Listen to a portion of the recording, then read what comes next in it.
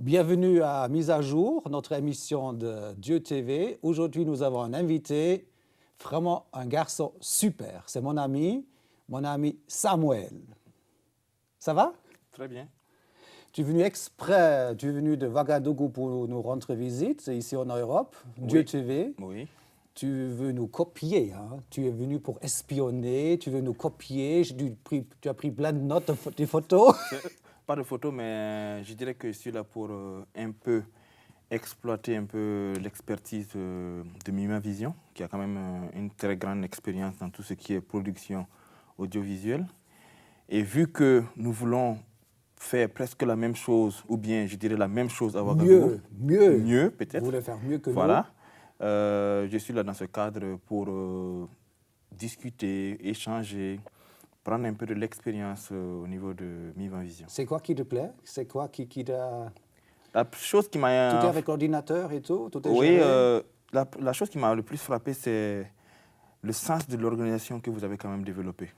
Une structure pas gigantesque avec 50-100 personnes, juste quelques techniciens, mais qui font quand même un travail, je dirais, quand même gigantesque. Vraiment gigantesque, vraiment impressionnant. On travaille avec des meilleurs, comme toi. C'est ça. On n'est pas des meilleurs, mais on travaille avec des meilleurs ici, tu vois. C'est ça. Samuel, toi, tu as un héritage qui est un petit... Il n'est pas lourd, mais tu as un héritage, tu portes avec toi tous les jours. Tu t'appelles Karambiri, monsieur le pasteur Mamadou Karambiri. C'est ton père. C'est mon père. C'est ton père. Donc, tu es le fils de ton papa. C'est lourd à porter? D'un côté, c'est lourd à porter parce que, au fait, les gens, ils essaient de voir un peu l'image du père au travers des enfants. Bah, donc, du coup... Tu as observé? Voilà, tu as observé, dès qu'ils ne voient pas cette image ou qu'ils voient d'autres images qui ne collent pas un peu avec la renommée du père, tout de suite, ça ne va pas. Et c'est ce côté qui rend un peu lourd de porter le nom Karambiri. Parce qu'on regarde tout de suite si Samuel Karambiri, il prêche comme son père, s'il est habillé comme son père, si c'est un successeur, c'est toutes sortes de choses. Oui. Ça t'énerve? Ça ne m'énerve c'est pas. amusant? Non, c'est amusant. Ça ne m'énerve pas parce que je comprends un peu. Je dirais que, par exemple, chaque fois par exemple, que je vais à Abidjan, dès qu'on dit que c'est le fils Karambiri, pour les gens, tout de suite, c'est soit ils m'appellent apôtre, soit ils m'appellent révérend, soit pasteur. D'autres me demandent, ah, tu travailles avec ton père dans le ministère, surtout quand il est là, quand il y a une manifestation et qu'il est aussi présent. Les gens vont directement, ah, il est dans le ministère de son père, ce qui n'est pas le cas. Le titre « L'homme de Dieu », tu aimes bien utiliser, bon, on te charrie aussi, hein, moi je suis le concierge du Seigneur, toi tu es l'homme de Dieu, et tout. Bon, on rigole, hein, on a bien rigolé, mais ce titre « L'homme de Dieu », qu'est-ce que ça veut dire pour toi? Le titre « L'homme de Dieu », je l'ai pris, ce titre m'a influencé, m'a beaucoup scotché avec la vie du prophète Élisée. Ouais. Dans l'Ancien Testament, hein. Donc on vit dans le Nouveau, attention. Hein, alors... Oui, pas de problème. Mais en fait, ce qui m'a impressionné chez cet homme de Dieu, c'est qu'il connaissait son identité. Et au contraire, carrément le contraire de Élie, qui, pour un oui, pour un non, était quand même bouleversé. Mais Élisée, en voyant sa vie, en voyant sa marche avec Dieu, nous nous sommes rendus compte, on se rend compte rapidement qu'il connaissait qui il est, il savait qui il était, il savait qui était avec lui, et là, rien ne pouvait le perturber. Et pour toi, Mamadou Karambiri, donc ton père, qui est aussi mon ami, quelque part, on s'aime bien, c'est un homme de Dieu? C'est un homme de Dieu. Ce n'est qu'il n'y a pas longtemps que j'ai développé, ou bien j'ai eu quand même les yeux ouverts sur ce côté. Sinon, je dirais que dans mon enfance... C'était terrible. Pour moi... Un petit rebelle. J'étais rebelle et je ne le voyais pas en tant qu'homme de Dieu. Je ne le voyais pas du tout en tant qu'homme de Dieu. Bon, c'était qu'un père. Tu dis, ouais, mon père, il est pasteur, tant pis pour lui. Voilà, au fait. Et puis, je dirais que au départ, à l'école, j'étais un peu gêné, surtout quand on disait que l'enfant, c'était l'enfant d'un pasteur. Parce que souvent, les pasteurs ne sont pas bien vus sur le plan social. Et moi, je n'aimais pas trop qu'on dise c'est l'enfant du pasteur. C'était pas la grande fierté, c'était pas fils de ministre ou d'homme d'affaires. Je préférais qu'on me dise... Ou Patrice Chevalier, ou quelqu'un qui a, je sais pas, voilà, de ses employés. Ouais. Parce qu'en son temps, il y a des gens qui... Tu étais gêné? gêné parce que les pasteurs avaient une certaine renommée que je n'aimais pas trop. Et donc, je n'aimais pas m'identifier à ce titre-là. J'ai créé les images dans l'église. Donc, le dimanche matin, vous êtes 3000 personnes. J'ai assisté à un dimanche matin. Oui. Je ramène le DVD. On regarde quelques extraits. Pas de problème. Et on revient. OK. OK. C'est ça. C'est pas les bâtiments. Pas Non. le temps, mais, Écoutez, c'est pas les bâtiments. Il y a pas d'hôtel. Quand nous avons mis pied ici, nous avons dit, nous voulons, parce que l'atmosphère spirituelle est une atmosphère saturée et prise en otage par Satan. Il y a une guerre spirituelle qui se déroule dans le monde spirituel et dans le monde naturel. Si vous regardez le monde aujourd'hui, quand vous sortez dans les villes, l'atmosphère spirituelle est surchargée de choses impures, de violence, de mort. À cause de quoi? À cause de la télévision, de la radio. Les radios puissantes et les télévisions puissantes sont contrôlées par des satanistes. Je pèse bien mes mots pour avancer. C'est pourquoi il faut des télévisions comme celle que notre frère Johannes de Suisse, Allemagne, Suisse en train de faire. Pourquoi? Parce que la télévision est un canal très puissant pour le bien et le mal. Alors, regardez les enfants, sans avoir été dans un gang, sans avoir appris à tuer les gens, en regardant la télévision du monde, ils ont été inspirés à être des gangsters dans leur salon. Ils ont été inspirés à être des satanistes dans leur salon. À travers la télévision, il y a des émissions sataniques. Il y a des émissions homosexuelles. Alors, il faut que l'Église renverse la vapeur. C'est ça qui est important. Non pas, l'élément important de l'église, c'est le spirituel. Parce qu'il y a un combat spirituel. Satan utilise les médias de ce monde-là. Regardez aujourd'hui, Internet. On a été obligé de mettre sur Internet pour toutes les images pornographiques.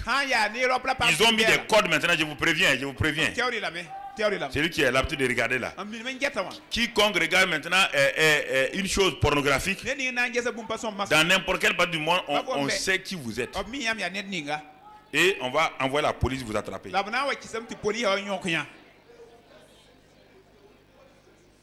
Ils se sont rendus compte que l'Internet qui est une bonne chose, aujourd'hui, les réseaux pornographiques utilisent l'Internet plus que tout le monde. Pour avoir des bébés, des enfants de 3 ans, pour commettre les abominations les plus terribles. Alors, si l'Église ne renverse pas la vapeur, l'Église peut faire des émissions spirituelles, des émissions de qualité, pour influencer en retour les gens. Les gens, en restant dans leur salon, vont voir même des émissions d'économie, des émissions de développement, des émissions d'hygiène que l'Église produit, mais avec une qualité supérieure. Pas techniquement, mais plus que ça. Alors, ton père, il prêche, il annonce l'évangile, comme tu dis, dans ton église, quand il est là, parce que souvent, il n'est même pas là. Oui. Les gens disent même, il n'est pas assez souvent là, il est trop souvent absent à Ouagadougou. C'est vrai? Oui. C'est vrai dans le sens que la parole de Dieu recommande de donner et de recevoir. Donc je crois qu'il a développé ce côté. Et si vous regardez souvent... Il est toujours en France, il est en Suisse, il est aux États-Unis, il est à Abidjan, il est en Niger pour inaugurer une nouvelle église. Il est tout le temps à l'extérieur. C'est ça. Le centre d'évangélisation, selon la vision qu'il a reçue du Seigneur, c'est un centre de formation. Nous formons en interne, pour que ces gens puissent aller et annoncer la bonne nouvelle. Et il y a l'autre volet que vous connaissez qui s'appelle Mission intérieure africaine, maintenant qui va au-delà de l'Afrique, qui est d'annoncer la bonne nouvelle à travers l'Afrique, l'Europe et les États-Unis. Voilà. Samuel, Ta maman, elle a aussi, elle s'appelle Sophie Karambiri. On va parler dans un petit moment. Ta maman, elle a quel rôle dans tout ce développement, ce démarrage de l'Église? Parce qu'il y a 15-20 ans, il n'y a eu rien. Donc, Mamadou et Sophie Karambiri, ils ont commencé une nouvelle œuvre. Et toi, vous, en tant qu'enfant, comment tu as vécu ça? La seule chose, bon, je dirais la chose principale que j'ai retenue de son action dans le ministère, c'est qu'elle a joué un rôle de régulateur. En fait, elle régulait un peu l'œuvre qui était conduite par le pasteur Karambiri et elle régulait l'homme lui-même. Elle avait une influence sur quand même Mamadou. Une influence elle a dit, tu pas, peux aller, pas excessive, mais elle exerçait cette influence dans le respect, dans le respect du Seigneur, dans le respect de son mari. Elle a prié, et si elle est en Elle priait voyage, beaucoup, elle avait... Elle n'a pas retenu pour les voyages, dit non, tu dois rester ici. Pas du tout. Elle a laissé partir pour les voyages. J'ai vu comment elle souffrait la plupart du temps quand elle n'était pas là, mais elle n'a jamais prétexté et avancé cette raison pour dire non, tu ne peux pas voyager. Plusieurs fois, le pasteur est parti en voyage en laissant souffrante sur le lit, mais jamais elle n'a dit non, bon, mais je suis malade, il faudra attendre que je sois rétabli avant de voyager. Elle a toujours dit va, sers le Seigneur qui t'a appelé est fidèle, il n'y a pas de problème. Et dans l'intercession, elle avait un ministère? Oui, elle avait un ministère. Il y a un groupe qu'elle avait mis en place qui s'appelle le groupe Esther. Oui. C'était un regroupement de femmes. Oui. Donc, ils ont commencé ça au commencement de... Bon, je ne dirais pas au commencement de l'œuvre, parce que c'est quand nous sommes arrivés à Ouagadougou en 1984 que j'ai vu le groupe Esther se mettre en place. Et ce groupe existe toujours, qui est un groupe beaucoup dévolu à l'intercession. On va parler de quelque chose qui n'est pas facile à parler. Ta maman, elle est décédée il y a cette année, il y a juste quelques mois. Donc, en tant fils, en tant enfant, ce n'est pas facile de parler de ça. Mais si tu permets, oui, pas de problème. Tu permets, Samuel, qu'on parle de ça? Oui, pas de problème. Donc, on a inauguré le studio un vendredi le 7 mars. J'étais ce week-end aussi à Ouagadougou. J'ai pris le dimanche soir l'avion. Et dimanche soir, pendant que j'étais à l'aéroport, ta maman, elle avait une faiblesse de santé. Et le lendemain, lundi, elle est partie. Comment tu as vécu tout ça? Ce n'est qu'après son décès que les choses ont commencé à se remettre en place dans mes idées. Mais auparavant, elle posait des actions auxquelles j'étais indifférent. Je n'avais pas prêté attention parce que il y a des choses qu'elle commençait à faire, elle commençait à mettre beaucoup de choses sous l'inspiration du Saint-Esprit en règle, ainsi de suite avec son mari, dans l'œuvre, ainsi de ces différentes connaissances qu'elle avait. Mais je n'ai pas fait attention. Et je dirais même que presque même le pasteur, papa, il n'a pas fait attention. Ce n'est qu'après son départ que nous avons commencé à comprendre, tiens, le timing, on comprend pourquoi cet acte, on comprend pourquoi il disait ça, on comprend. Le 7 mars, voilà, ou pas le 15, ou le 10, ou le 12. Parce que moi-même, personnellement, ce qui m'a choqué... Parce que rien n'était prêt. J'arrivais et c'était un chantier. C'est ça. Moi, j'avais piqué une crise de nerfs. Je dis, Patrice, Chevalier, Mamadou, c'est pas possible. Je te voyais avec Cléa. Le plafond, rien fini. Partout, des briques, je ne veux pas dire, un boxon. Je piquais une crise comme rarement. Le matériel encore, tout dans les valises et tout. Mais on a bossé jour et nuit pour terminer à l'heure le 7. C'est ça. Mais le timing, tout était prévu. Prévu. Paf. Et ta maman, elle est partie. Elle a annoncé son départ? Non, je dirais que de la veille, je suis resté avec elle le dimanche. On a échangé. Elle me disait, quand je sortais de sa chambre, elle me disait, je vais appeler ta soeur aux États-Unis. Ouais. Je lui ai dit, mais c'est quoi ça? Je lui ai dit, tu n'es pas en bonne santé, tu veux appeler les gens. Ouais. On a ri ensemble et moi, je suis parti. Dans la soirée, juste quand tu partais à l'aéroport, le papa m'a appelé pour me dire que bon, elle ne se sentait pas. Si je peux passer à la maison, bon, là, il devait passer te dire au revoir, mais il m'a appelé pour me dire qu'il ne pourra pas parce que la maman ne se sentait pas. Et nous, je dirais, moi, personnellement, je n'ai pas accordé une attention particulière parce que je me disais, bon, c'était assez fréquent qu'elle tombe malade. Ben, moi, je ne faisais peut-être pas Samuel, attention. Oui. Tu me permets qu'on montre quelques images, quelques extraits de ce culte au revoir? Pas de problème. On peut? Parce qu'on te voit, tu es à côté de ton père, il y a la cercueil devant vous. Tu permets que je... Pas de problème. D'accord, on en regarde quelques images. Ok. Me rendra plus que vainqueur.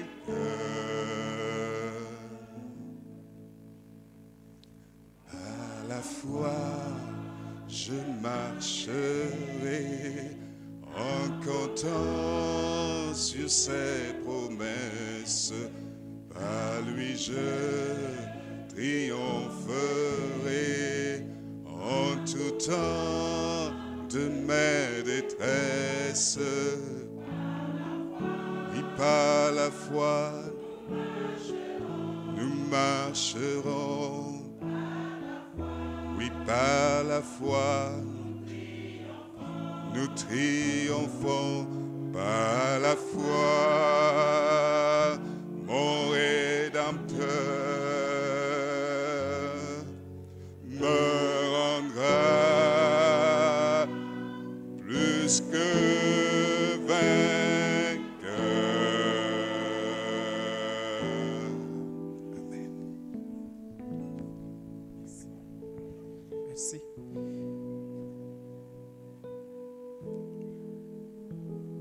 Nous voulons inviter le papa à venir rendre un hommage à la maman. Et nous voulons demander aux sœurs beaucoup de retenue, s'il vous plaît. Je voudrais ce matin rendre témoignage, rendre hommage à ma femme. Je bénis le Seigneur pour cette épouse excellente que Dieu m'a donnée. Lorsque je l'ai connue comme jeune fille, elle exerçait donc dans ma ville natale à Tougan. Comme la maman Rebecca vient de vous dire, j'ai découvert en elle une grâce particulière, son humilité et sa conviction dans le travail qu'elle faisait. Et donc, quand j'ai vu cette jeune fille-là, dans mon cœur, j'ai pensé qu'elle serait une très bonne épouse pour moi. Mais en ce temps, j'étais étudiant à l'université de Lomé. Et après, je suis allé en France. Nous continuons à correspondre. Et au mois de mai, comme il a dit en 1973, elle s'est convertie à Christ. Et en juin, moi, je me suis converti à Christ. Nous avons prié maintenant pour savoir si effectivement nous devons nous marier. Le Seigneur nous a ouvert la porte, nous sommes mariés. Et parce que j'étais, vous savez, quand j'étais au lycée Zenda et ensuite à l'université, ce qui me préoccupait, c'était beaucoup le sport au-delà des études. Le handball et le basketball, où j'étais dans l'équipe nationale. Et ensuite, la musique. Avec les Sissé Abdoulaye et tous ces choses. Donc j'avais vécu une vie un peu défrayée, une vie, vous savez, les jeunes. Donc les boîtes de nuit, tout cela, c'était ma vie comme cela. Et quand j'ai rencontré cette jeune fille et que nous sommes mariés, alors elle va me mettre sous une discipline. C'est-à-dire que sa manière de vivre était une vie sainte. Et cela ne me convenait pas beaucoup. Parce que j'étais mal à l'aise. Non pas qu'elle me brimait, mais j'avais pris un pli. Pour redresser, c'était difficile. Mais au fur et à mesure, elle a été patiente envers moi. Elle a continué à me conseiller, à me diriger, à me donner des conseils. Et lorsque nous avons commencé le travail ici, j'étais à l'ONAC. Nous venons d'ouvrir l'ONAC. Nous avons commencé les premiers à l'ONAC. Ensuite, l'État m'a envoyé à Fasofani, comme Voltex à l'époque. Pendant ces 6 années, c'est là qu'on a fait vraiment notre démarche avec le Seigneur. Grâce à sa sagesse, grâce à son initiative et aussi son discernement, elle m'a sorti de beaucoup de problèmes. Vous savez, l'industrie, la vie, c'est très difficile. Et au fur et à mesure qu'on a avancé, et que quand Dieu m'a appelé pour le servir. C'est elle qui a commencé à avoir les visions. Tout ce que Dieu lui révélait s'est réalisé. Notre retour à Ouara, donc on a fait 6 ans à Voltex, à Koudougou. Dieu nous a bénis. Et Dieu nous a donné 4 enfants, donc 2 filles, 2 garçons. 2 sont nés à Ouagadougou, 2 sont nés à Koudougou. Donc, et ce que je peux retenir d'elle, c'est cette sagesse qu'elle avait pour me diriger de façon respectueuse. Alors donc, Maman Sophie, comme ton nom l'indique, S, c'est la sagesse. O, c'est l'obéissance. P, c'est la persévérance. H, c'est l'humilité. I, c'est l'intégrité. E, c'est l'engagement. Je te rends tout mon hommage et je te bénis au nom de Jésus.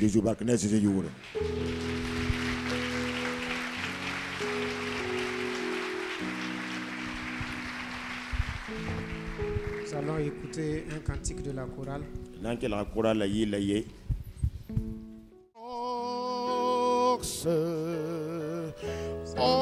Honneur et louange, gloire, gloire, puissance à toi, Jésus, revêtu d'un vêtement blanc, resplendissant de gloire,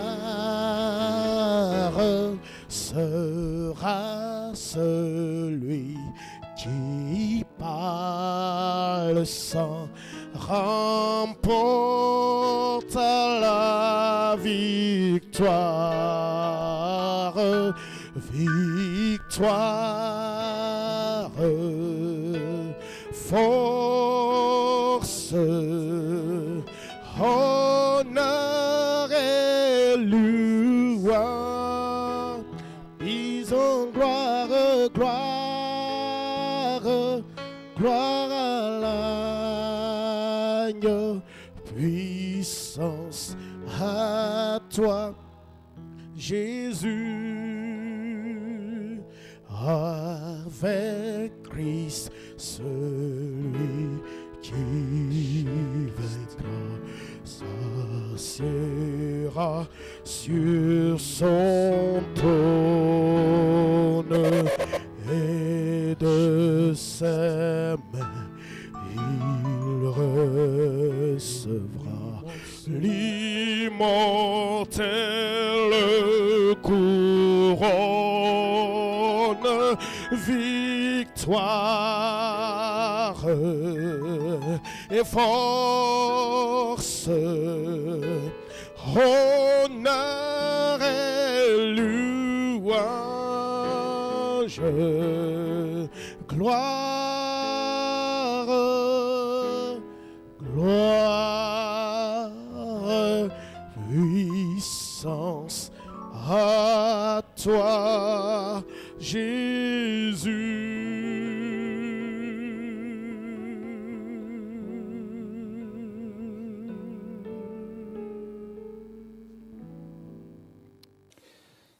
C'est comme un moment unique dans la vie, quelque part, plein d'émotions, l'église autour, des gens de la politique, du gouvernement, des hommes d'affaires. Tu étais pressé comme un citron, là, mais tu avais la paix? Oui, j'avais la paix, pas de problème. J'avais la paix. Le monde qui m'entourait, le public qui était là ne m'a pas impressionné. Je partais. Samuel, ton papa, il a prié déjà 1 ou 2 fois pour une résurrection de ta maman, de Sophie Karambiri.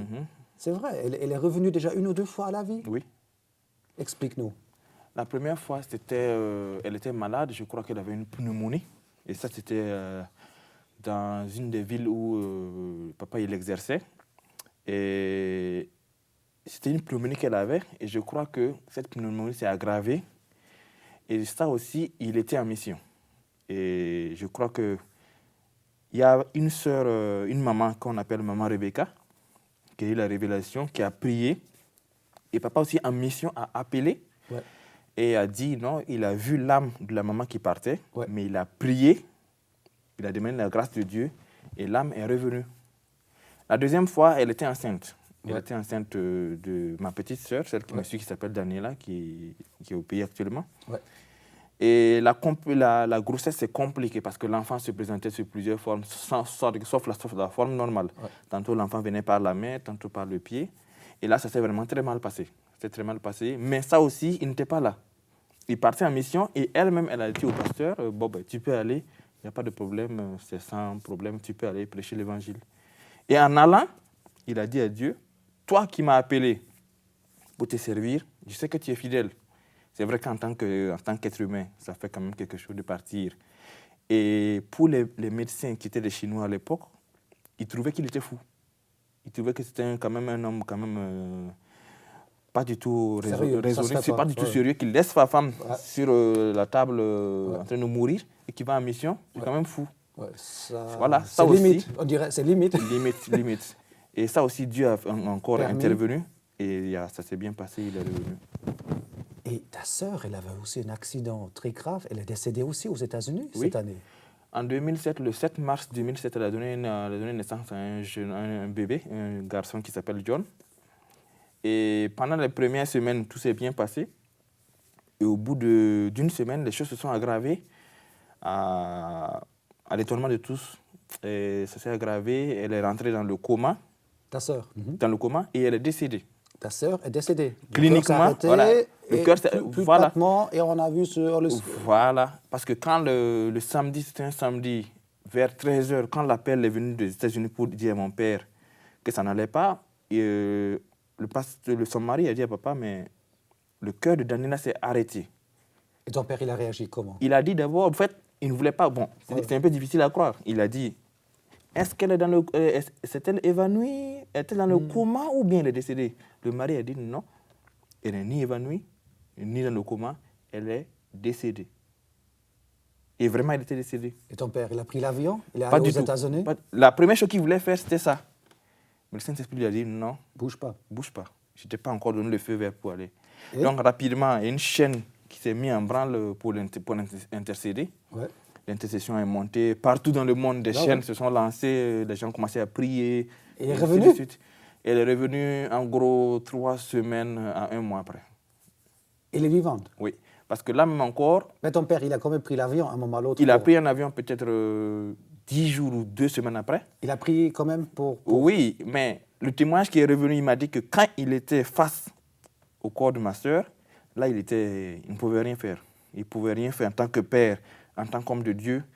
Et il était là parce que quand il a vu toute l'armada... Elle était dans le coma? Dans le coma. Donc elle est revenue? Oui, elle est revenue, elle était dans le coma. Et pour les médecins américains, il y a eu plusieurs médecins qui se sont remplacés. Aucun n'y croyait. Parce que bon... Donc Samuel, il faut être africain pour avoir la foi, parce que vous osez plus que nous quelque part. Tu ne trouves pas? Ou, bon, tu ne viens pas assez souvent en Europe, mais quand on entend ces histoires et tout ça, on a l'impression que vous osez beaucoup plus. Vous êtes obligé de oser peut-être beaucoup plus. Les gens n'ont pas l'argent pour les hôpitaux, pour le médecin, ça coûte cher. Donc vous êtes obligé de prier beaucoup plus souvent que nous. Nous osons parce que nous avons au-devant de nous des gens qui ont osé, quand même les témoins de la foi. Ça vous encourage. Qui nous encouragent. Et nous osons aussi, nous, la nouvelle génération, nous osons suivre. Vous êtes demandé pendant le culte de dimanche matin, on va prier pour les malades, Dieu va agir, vous avez la foi. C'est ça. Dis donc, alors j'espère de revenir un de ces jours à Ouagadougou pour voir un petit peu l'église. Dimanche matin, 3000 personnes, c'est encourageant. Et après, avec tous les églises satellites, vous êtes une assemblée de 10 000 personnes. C'est ça. Le centre d'évangélisation, comme son nom l'indique, c'est surtout basé sur l'évangélisation. Et une fois que cette œuvre est accomplie, les âmes viennent à Christ et maintenant ces âmes, il faut les donner la nourriture spirituelle, il faut les veiller sur ces âmes et ainsi de suite. Alors Samuel, si tu n'es pas forcément pas exactement comme ton père, tu te retrouves dans l'organisation vidéo, dans tout ce qui est studio, télévision, la distribution des DVD, des bouquins, tu as trouvé ta place? Ouais. Là, je crois que je suis en train de mettre le pied dedans, Ouais. dans cette organisation audiovisuelle. Et là, je suis beaucoup Et là, tu es ton encadré père, par...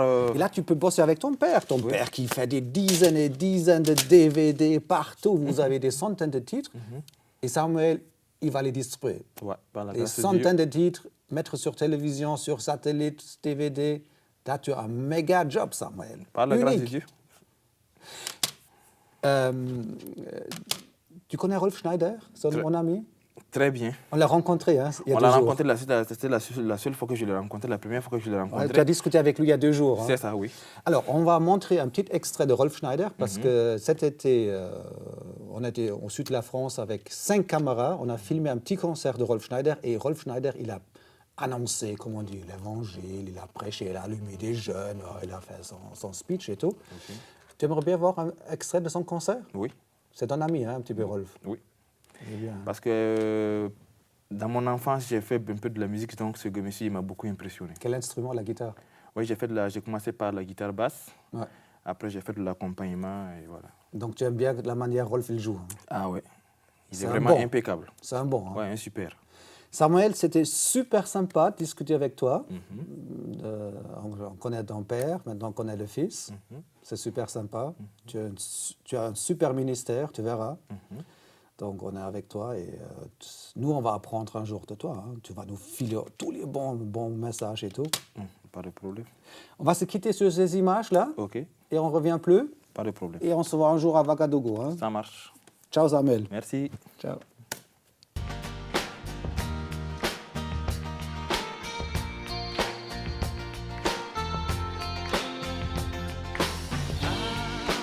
Toi l'honneur, agneau de Dieu, son corps brisé sur la croix a porté notre condamnation. À toi l'honneur, agneau de Dieu. Ton sang versé sur la croix et le prix de notre rançon.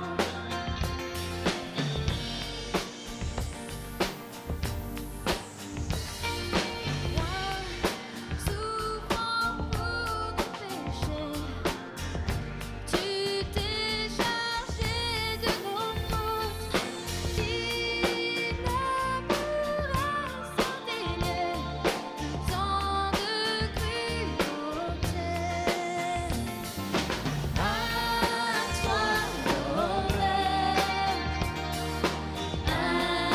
agneau de Dieu. Ton corps brisé sur la croix a porté notre condamnation. À toi l'honneur, agneau de Dieu.